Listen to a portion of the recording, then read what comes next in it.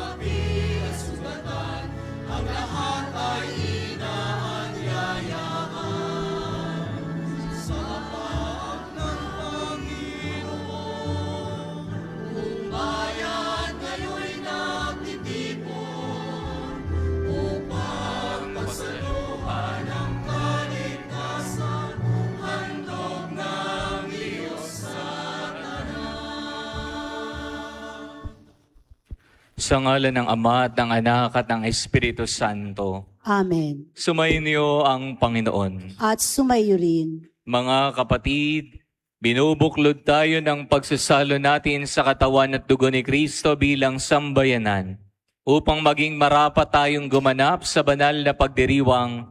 Aminin natin ang ating mga kasalanan. Panginoong Hesus, nakaluklok ka sa kanan ng Ama para ipamagitan kami. Panginoon, kaawaan mo kami. Panginoon, kaawaan mo kami. Heso Kristo, pinupuspos mo kami ng Espiritong Banal para mabuting balita'y maipangaral. Kristo, kaawaan mo kami. Kristo, kaawaan mo kami. Panginoong Hesus, katawan at dugo mo'y ibinigay upang magkaroon kami ng tunay na buhay. Panginoon, kaawaan mo kami. Panginoon, kaawaan mo kami. Kaawaan tayo ng makapangyarihang Diyos. Patawarin tayo sa ating mga kasalanan at patnubayan tayo sa buhay na walang hanggan. Amen.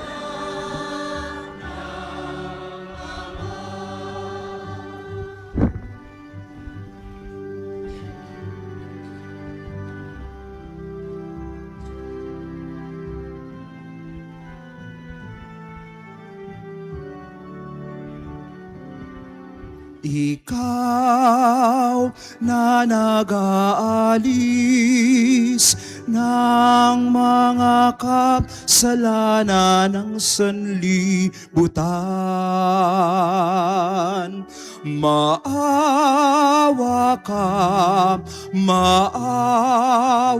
ka sa amin.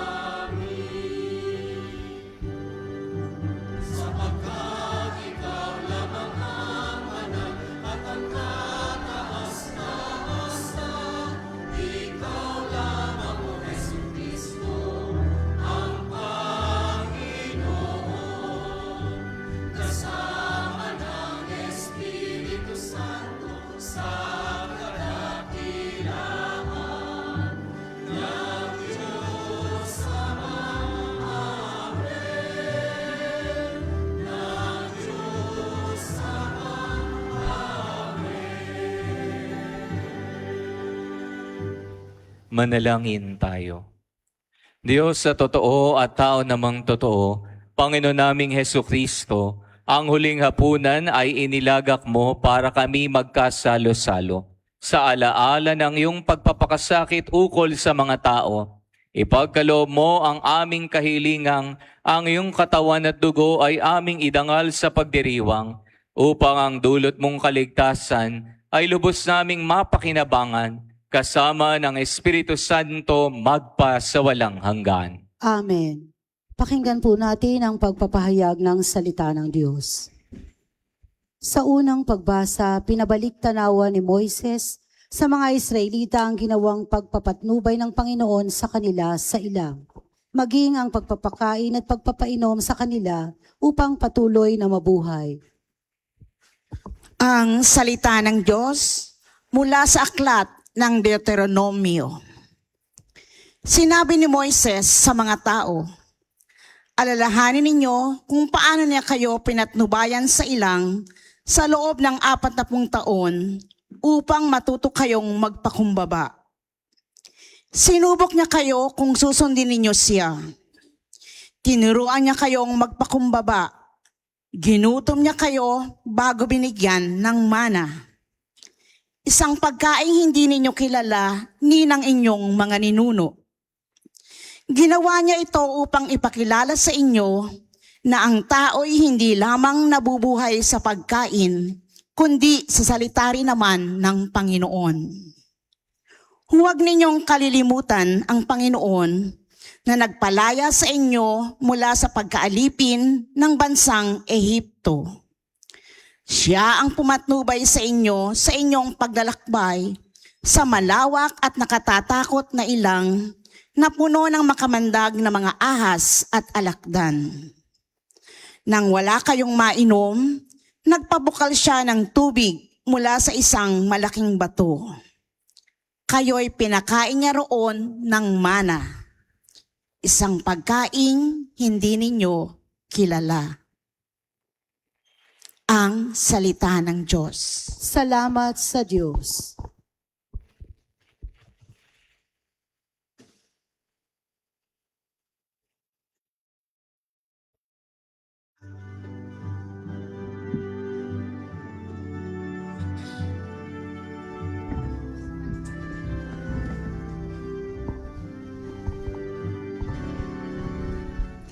Purihin mo, Jerusalem, ang Panginoong butihin.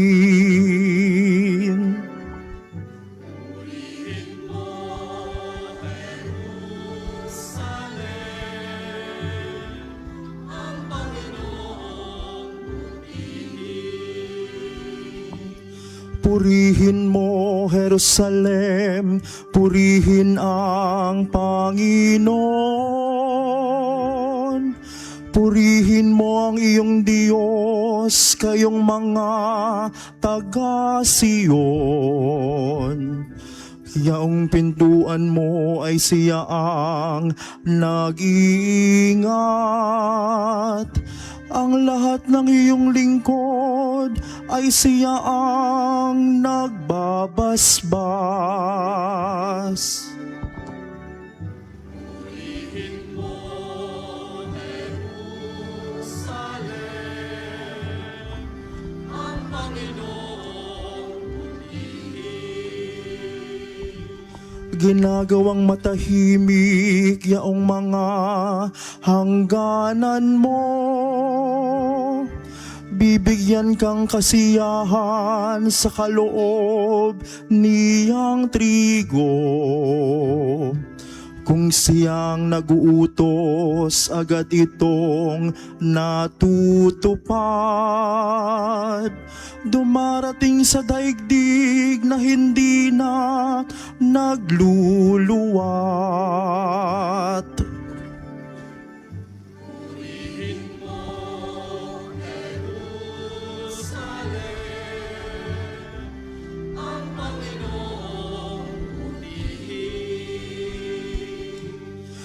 Kay Jacob ibinigay ang balita at pabilin, ang tuntunit mga aral ibinigay sa Israel. Ang ganitong karapatan ay wala ang ibang bansa, pagkat hindi nila batid ang utos na itinakda. Purihin ang Panginoon.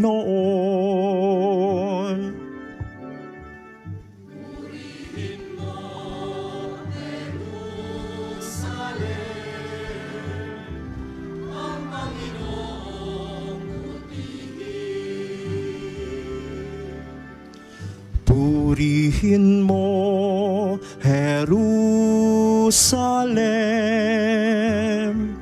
ang Panginoong butihin.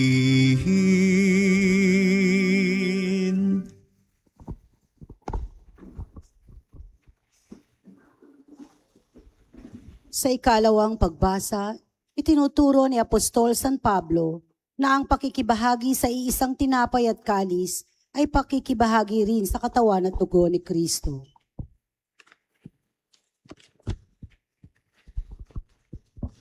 Ang salita ng Diyos mula sa unang sulat ni Apostol San Pablo sa mga taga-Korinto. Mga kapatid, hindi ba't ang pag-inom natin sa kalis ng pagpapala na ating ipinagpapasalamat ay pakikibahagi sa dugo ni Kristo?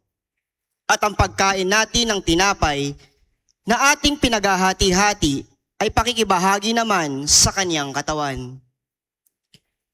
Kaya nga, yamang isa lamang ang tinapay, tayo'y iisang katawan, bagamat marami. Sapagkat nakikibahagi tayo sa iisang tinapay.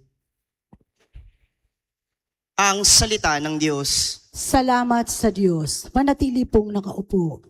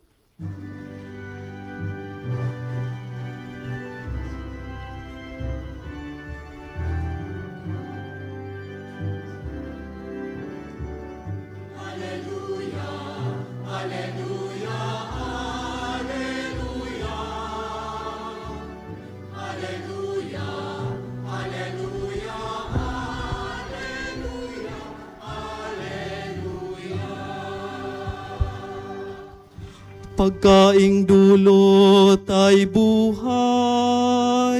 si Jesus na pong mahal. Buhay Mabuhay natin siya kailanman.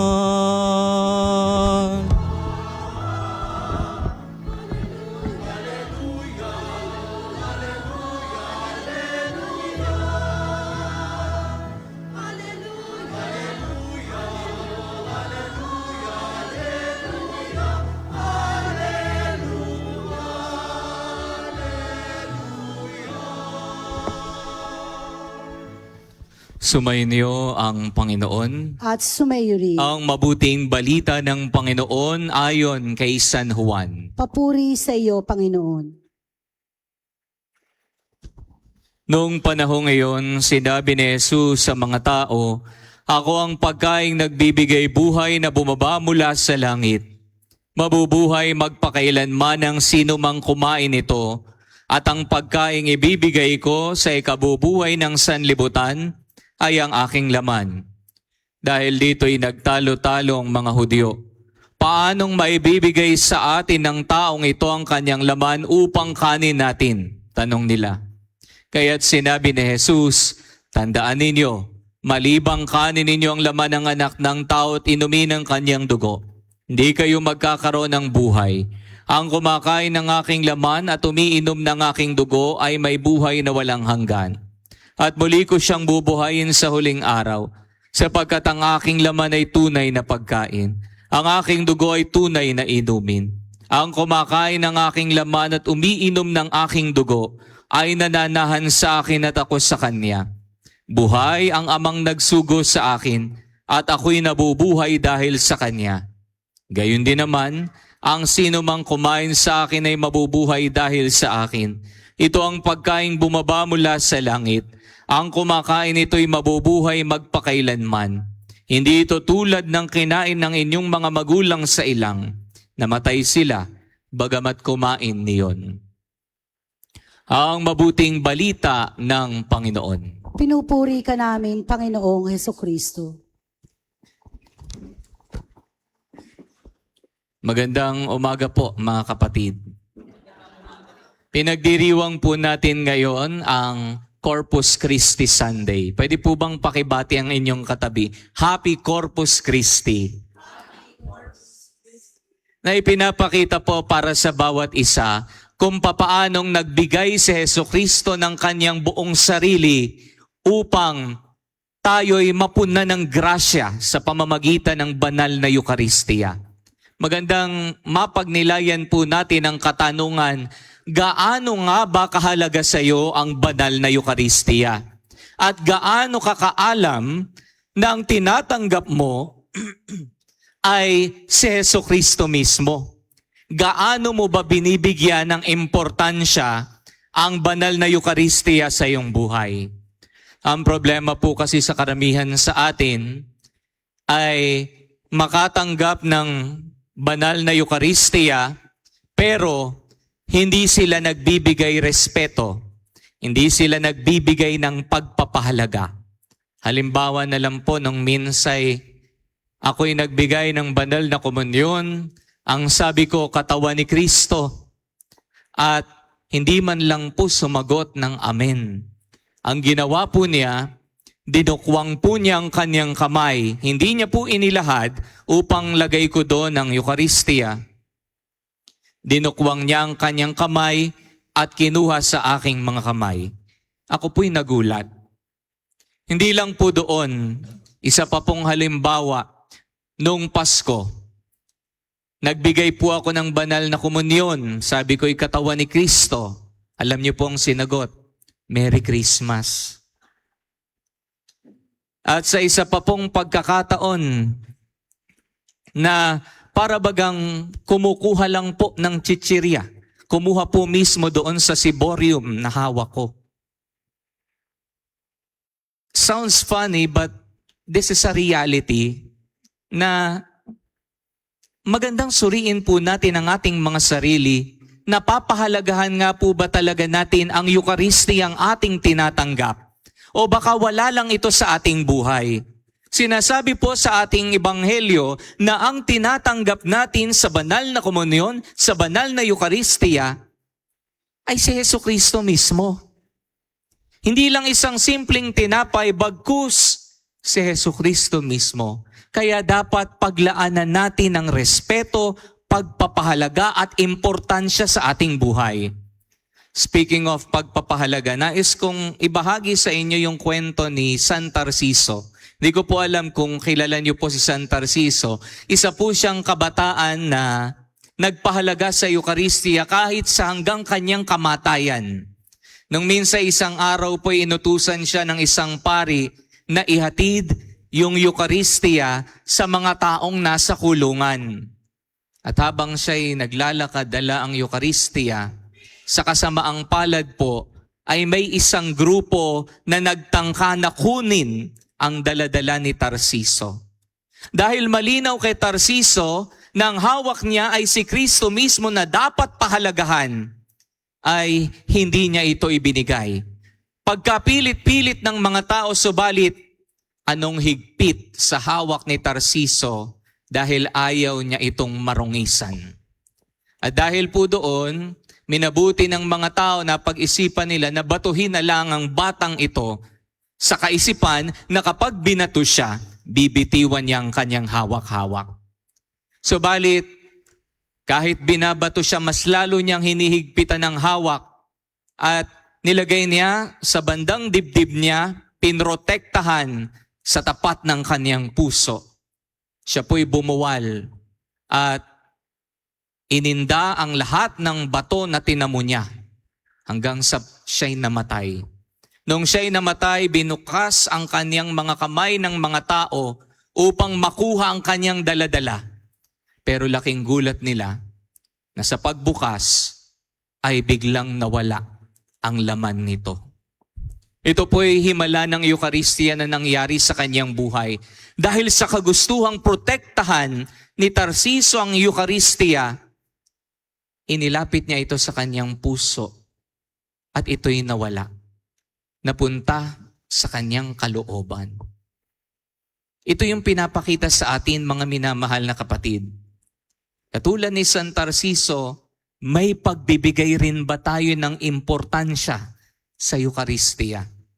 Alam niyo po, a few years ago, na-assign po ako sa isang simbahan. Nagbigay ako ng First Communion. At pagkatapos po ng First Communion, ay naglinis po yung helper ng parish. At ako po'y kinausap, Father, ano po ang gagawin ko dito? May nakita po ako na isang ostya sa sahig. Suriin po natin ang ating mga sarili. Napapahalagahan nga po ba talaga natin ang banal na komunyon na ating tinatanggap o baliwala lang po sa atin ito? Tandaan po natin, ito'y si Kristo mismo na ating tinatanggap. Si San Carlo Acutis po, isa ring kabataang nagpahalaga sa Eucharistia. Minsan sa kanyang buhay sinabi niya, "The Eucharist is my highway to heaven." Na ang Eucharistia ang daan ko tungo sa kaharian ng Diyos. Na pinapakita sa atin kung wala si Jesus sa ating buhay, mapapariwara tayo. Kung wala si Jesus sa ating buhay, papaano tayo makakapunta sa langit? Kung wala si Jesus sa ating buhay, hindi tayo magkakaroon ng gabay at direksyon. Kaya mga kapatid, ito po yung panawagan sa atin. Pinapakita po sa atin, si Jesus sa pamamagitan ng banal na Eucharistia ang nagbibigay ng kanyang buong sarili. Ang tanong, pinapahalagahan mo nga ba siya? Tinatanggap mo nga ba siya ng busilak na puso? Hinahayaan mo ba na si Jesucristo ang dumalisay sa iyong pagkatao?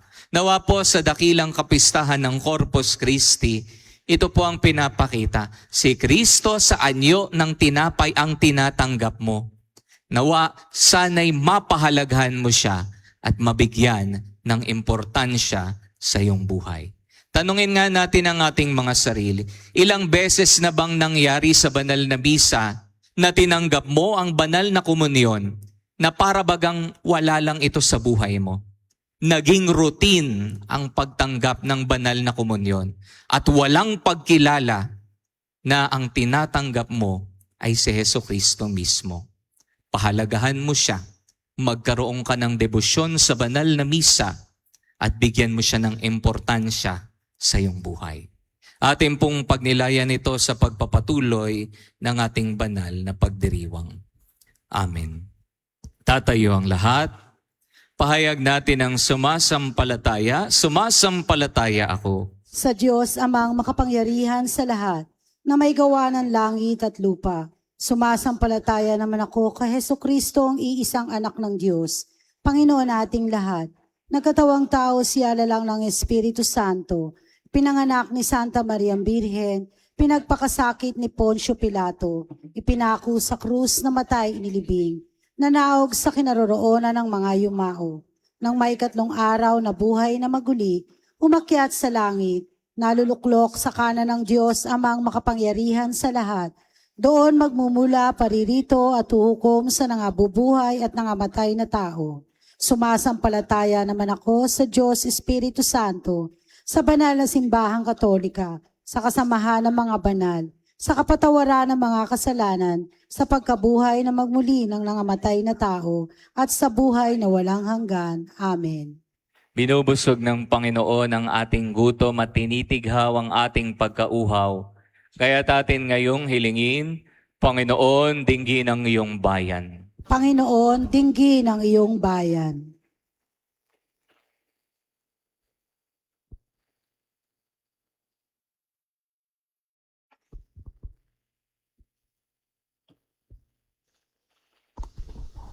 Para sa simbahan, ang katawan ni Kristo, upang ang pagsasalo-salo sa iisang hapag ay magbunga ng pagbubuklod, pag-ibig at pagsisikap na maitatag ang lipunang walang katiwalian. Manalangin tayo sa Panginoon. Panginoon, dinggin ang iyong bayan.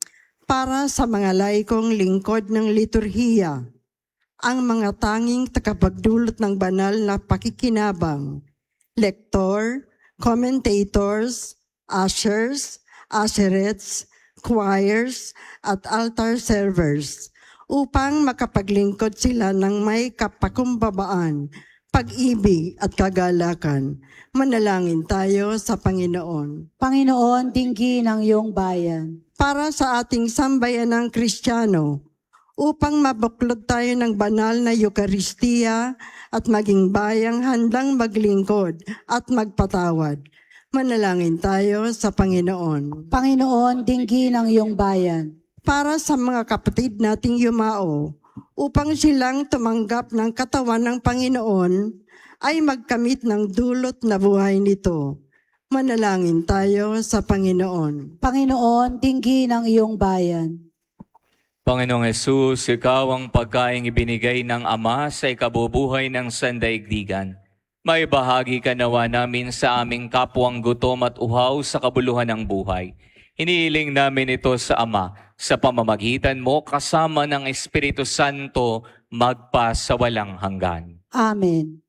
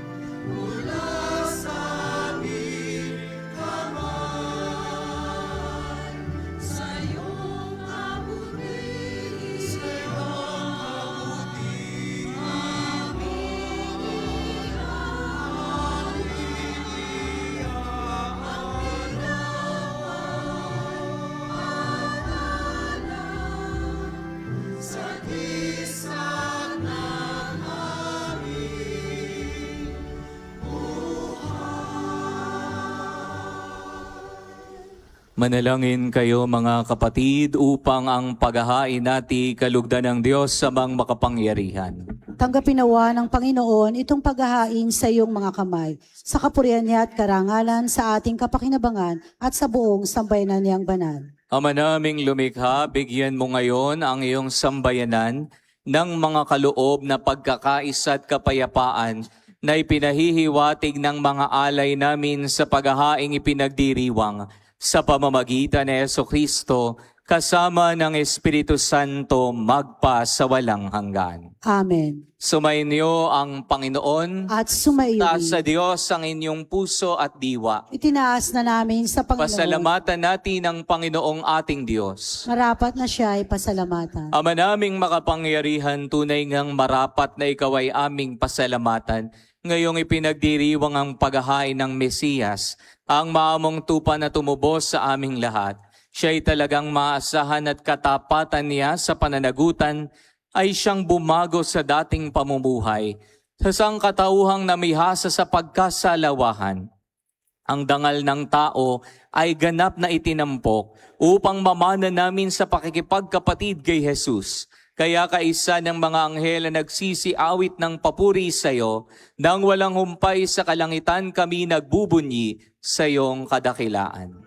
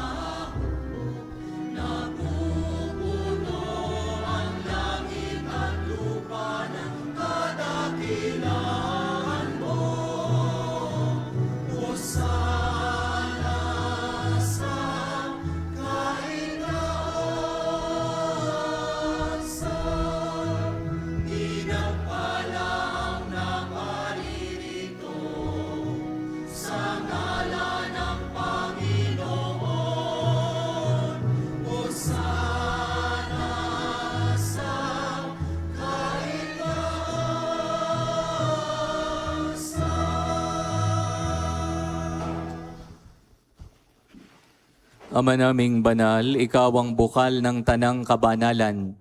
Kaya't sa pamamagitan ng iyong Espiritu, gawin mong banal ang mga kaloob na ito upang para sa amin maging katawan at dugo ng aming Panginoong Hesukristo. Bago niya pinagtiis ang kusang loob na maging handog, hinawakan niya ang tinapay, pinasalamatan kaniya, pinaghati-hati niya iyon, iniabot sa kanyang mga alagad at sinabi, "Tanggapin ninyong lahat ito at kanin. Ito ang aking katawan na ihahandog para sa inyo."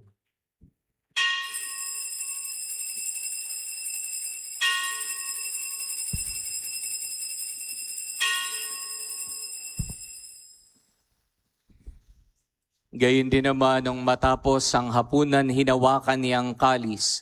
Muli kaniyang pinasalamatan. Iniabot niya ang kalis sa kaniyang mga alagad at sinabi, "Tanggapin ninyong lahat ito at inumin. Ito ang kalis ng aking dugo ng bago at walang hanggang tipan. Ang aking dugo na ibubuhos para sa inyo at para sa lahat sa ikapagpapatawad ng mga kasalanan. Gawin ninyo ito sa pag-alaala sa akin."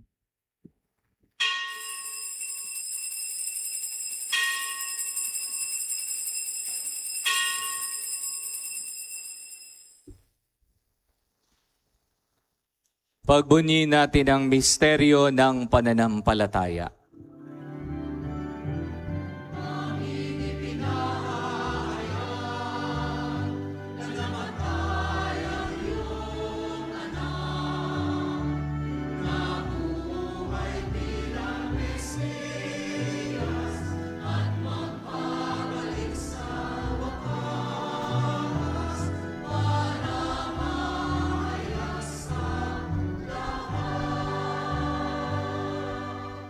Ama, ginagawa namin ngayon ang pag-alaala sa pagkamatay at muling pagkabuhay ng iyong anak. Kaya tiniyalay namin sa iyo ang tinapay na nagbibigay buhay at ang kalis na nagkakaloob ng kaligtasan. Kami nagpapasalamat dahil kami iyong binarapat na tumayo sa harap mo para maglingkod sa iyo. Sinasamo namin kaming magsalo-salo sa katawan at dugo ni Kristo ay mabuklod sa pagkakaisa sa pamamagitan ng Espiritu Santo. Amalingapin mo ang iyong simbahang laganap sa buong daigdig. Puspusin mo kami sa pag-ibig. Kaisa ni Leon na aming Papa, ni Dennis sa aming Obispo at ng Tanang Kaparian. Alalahanin mo rin ang mga kapatid naming nahimlay nang may pag-asang sila'y muling mabubuhay. Gayon din ang lahat ng mga pumanaw. Kawan mo sila at patuloyin sa iyong kaliwanagan. Kawan mo at paging dapating kaming lahat na makasalo sa iyong buhay na walang wakas. Kaisa ng mahal na Birheng Maria na Ina ng Diyos, ang kaniyang kabiyak ng puso si San Jose, kaisa ng mga apostol at lahat ng mga banal na nabuhay dito sa daigdig ng kalugod-lugod sa iyo, may pagdiwang nawa namin ang pagpupuri sa ikararangal mo sa pamamagitan ng iyong anak na aming Panginoong Heso Kristo. Sa pamamagitan ni Kristo, kasama niya at sa Kanya, ang lahat ng parangal at papuri ay sa iyo, Diyos samang makapangyarihan, kasama ng Espiritu Santo magpa sa walang hanggan.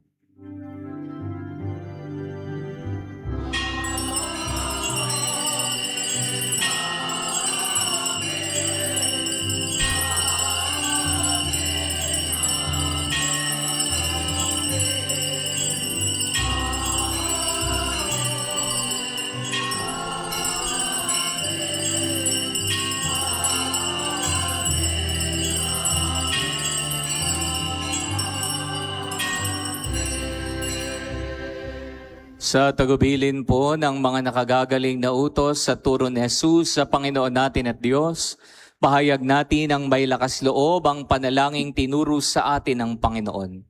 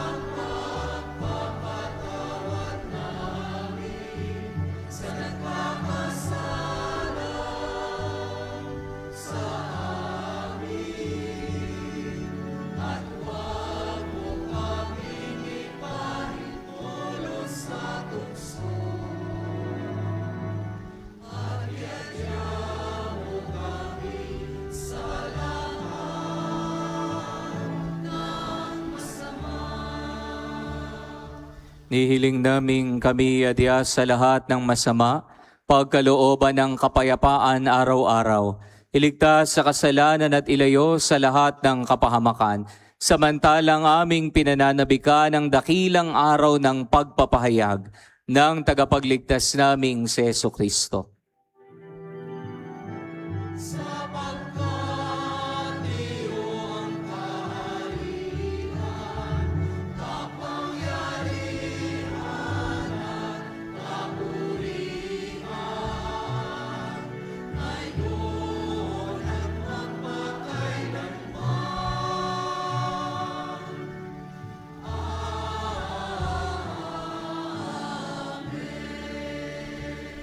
Panginoong Jesucristo, sinabi mo sa iyong mga apostol, kapayapaan ang iniiwan ko sa inyo. Ang aking kapayapaan ang binibigay ko sa inyo. Tunghayan mo ang aming pananampalataya at huwag ang aming mga pagkakasala. Pagkalooban mo kami ng kapayapaan at pagkakaisa ayon sa iyong kalooban, kasama ng Espiritu Santo magpasawalang hanggan. Amen. Ang kapayapaan ng Panginoon ay laging sumainyo. At sumaiyo rin. Magbigayan nawa kayo ng kapayapaan sa isa't isa. Peace be with you.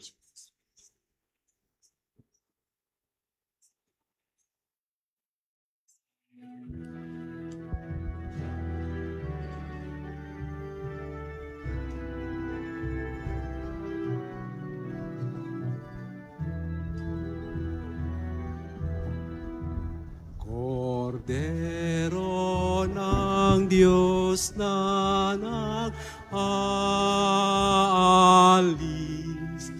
ng mga kasalanan ng sanlibutan, maawa ka sa amin.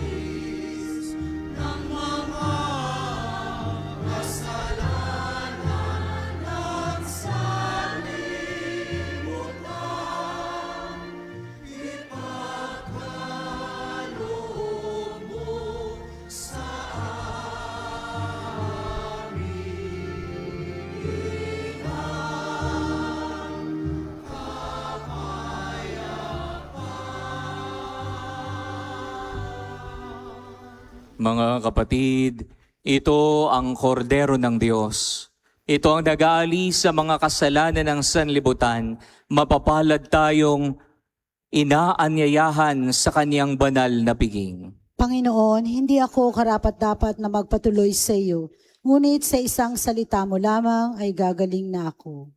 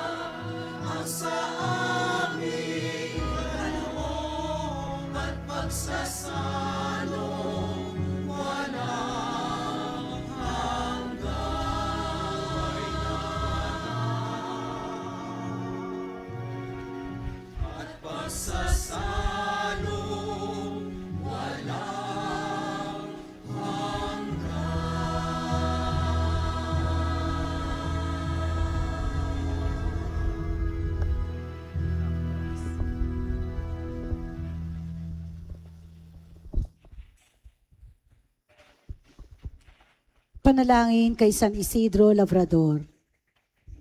Ama naming makapangyarihan, nagpapasalamat kami sa iyong walang hanggang kabutihan sa katauhan ng aming patron na si San Isidro Labrador. Siya ang aming halimbawa sa buhay kabanalan at tapat na paglilingkod sa iyo.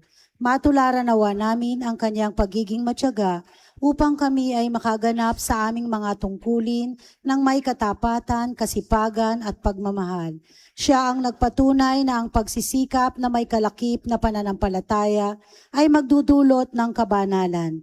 Ama naming mapagmahal, itinataas namin sa iyo ang aming pamayanan at parokya na aming ipinaampon sa pamamatnubay at pagkalinga ng aming patron na si San Isidro Labrador. Nawa ito ay mabuklod sa diwa ng pagtutulungan at pagmamalasakit sa bawat isa. Magkaroon din nawa kami ng maalab at dalisay na pagmamahal sa banal na misa upang kami ay mahubog sa buhay kabanalan para sa ikadadakila ng iyong ngalan. Sa tulong ng iyong biyaya at sa panalangin ng aming patron na si San Isidro Labrador, nakikiusap kami na pagkalooban mo ng taimtim na pag-ibig sa iyo upang patuloy kami na magsikap na isabuhay ang aral ng aming pananampalataya ng may malinis na kalooban at matiwasay na pamumuhay sa araw-araw. Hinihiling namin ito sa ngalan ni Hesukristo na nabubuhay at nagahari kasama mo at ng Espiritu Santo, magpasawalang hanggan. San Isidro Labrador. Manalangin. Tatayo ang lahat. Manalangin tayo. Panginoong Jesucristo, hinihiling namin kami gawin mong makasalo ng lubusan sa bunga ng banal na pakikinabang sa iyong buhay na idinudulot sa piging ng paghahain ng iyong katawat dugong banal kasama ng Espiritu Santo magpasawalang hanggan. Amen.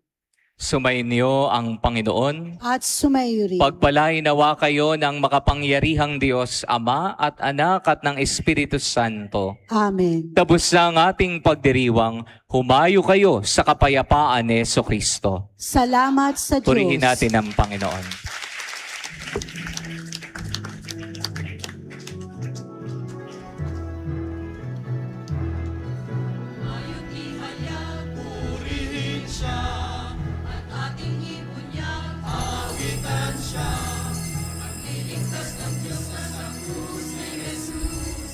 Siya sa mundo